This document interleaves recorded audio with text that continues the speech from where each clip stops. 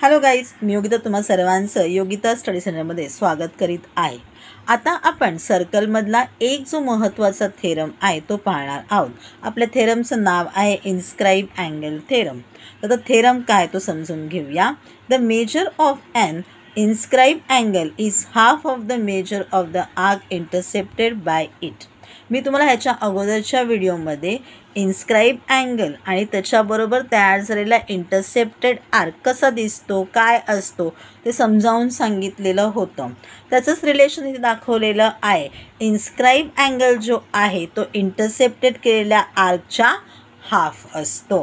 म्हणजे इथे आपल्याला काय दिसते, BAC हा जर का इन्स्क्राइब अँगल असेल तर त्याच्यामुळे तयार झालेला हा जो आर्क आहे BC तो त्याच्या हाफ आहे।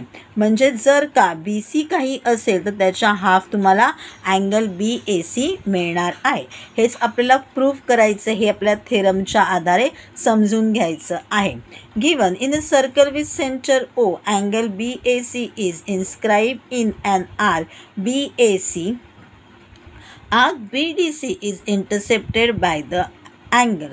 दोन अँगल तयार होतात किंवा दोन इंटरसेप्टेड आर्क्स तयार होतात। इथे आपल्याला BAC आणि BEC आपल्याला रिलेशन कोणामध्ये दाखवायचं आहे तर BEC आणि अँगल BAC मध्ये आपल्याला इथे रिलेशन दाखवायचं आहे। काय प्रूफ करायचं आहे, angle BAC equal to half of measure of arc BDC। तुम्ही BEC म्हणू शकता, तुम्ही BDC म्हणू शकता किंवा तुम्ही आर्क BC म्हणू शकता, तुम्ही काहीही म्हणू शकता। कन्स्ट्रक्शन काय करायचं आहे, draw ray AO it intersects the circle at E, draw radius OC। काय करायला सांगितलेलं आहे, A मधून एक आपल्याला लाईन मारायची आहे जी सेंटरमधून जाईल आणि सर्कलवरती जिथे मिळेल तिकडे आपल्याला लिहायचं आहे पॉईंट E। म्हणजेच आपण काय करणार आहोत तर एक आपण डायमीटर काढणार आहोत किंवा आपण आता इथे म्हणूया AO आपली रेडियस येणार आहे, OE आपल्याला रेडियस येणार आहे। त्याचप्रमाणे एक पॉईंट जो आहे C वरती O वरनं एक लाईन मारायची आहे म्हणजे ती सुद्धा आपल्याला काय मिळणार आहे, रेडियस मिळणार आहे। आता बघूया आपण कशा प्रकारे याला आपण प्रूफ करायचं आहे। In triangle AOC side OA congruent side OC radio of the same circle, therefore angle OAC equal to angle OCA theorem of isosceles triangles। आता हे दोन्ही जे आहेत ते आपल्या रेडियो ऑफ द सर्कल झालेल्या आहेत OA आणि OC, त्यामुळे तयार झालेला अँगल कसा असणार आहे, आयसोसेल्स अँगल्स असणार आहे। आपण त्याच आधारे काय दाखवलेलं आहे, angle OAC equal to angle OCA। Let angle OAC equal to angle OCA equal to x, हे आपलं फर्स्ट इक्वेशन आहे। नाव angle EOC equal to angle OAC plus angle OCA exterior angle theorem of a triangle. मी तुम्हाला दाखवते हा काय प्रकार आहे। OAC याचा जो आहे एक्सटिरियर अँगल जो आहे तो हा आहे, याचा जो एक्सटिरियर अँगल आहे तो हा आहे किंवा आपण म्हणूया हा आहे।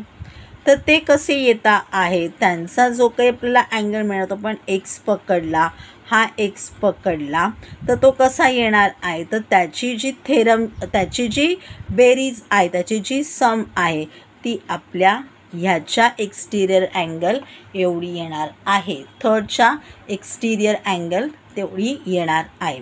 म्हणून मग x plus x is equal to 2x, कारण मानण्यासारखं तिकडे काहीच नाही आहे म्हणून आपण x मानून तो काय दाखवलेला आहे, 2x दाखवलेला आहे।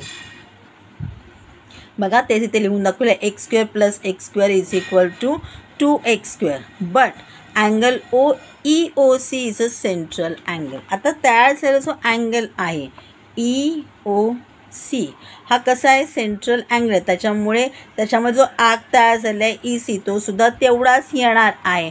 म्हणून मी इथे म्हटलेलं आहे therefore measure of arc EC is equal to 2x square. Definition of measure of an arc हे आपलं सेकंड इक्वेशन आहे। मग आपण म्हटलं from 1 and 2 angle O A C equal to angle E A C equal to half of measure arc E C, हे आपलं third equation आहे. त्याचप्रमाणे आपण काय करणार आहोत, मग नंतरच्या सेकंड टाईमच्या वेळेला हा जो बी पॉईंट इथे आहे आणि हा जो ओ पॉईंट आहे तिथे एक लाईन मारून घेणार आहोत. त्याच्यामुळे एक अँगल तयार झालेला आहे ए ओ बी. मग आता हा सुद्धा ए ओ आपली रेडी आहे, त्याचप्रमाणे ओ बीसुद्धा रेडी आहे, म्हणजे आयसोसेलेस ट्रायंगल्स तयार होईल.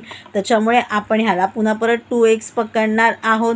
मग हा बी ई जो आहे तो पुन्हा परत 2x येणार आहे. हेच आपण दाखवून देणार आहोत आणि मग ते आपल्याला फोर्थ इक्वेशन म्हणून दाखवायचं आहे. प्रत्येक वेळेला जिथे हे वर्ड्स वापरलेले आहेत अँगल ए ओ सीसाठी, तेच इथे अँगल ए ओ बीसाठी वापरून आपण ते प्रूव्ह करून दाखवणार आहोत. Similarly drawing segment O B we can prove angle E A B equal to half of measure of arc B E. आता इथे आर्क कोणता तयार झालेला आहे, बी ई. मग तो आपण लिहिणार आहोत तिकडे आर्क बी ई. आता आपण लिहिणार आहोत therefore angle E A C plus angle E A B equal to half of measure of arc E C plus half of measure of arc B E from third and fourth.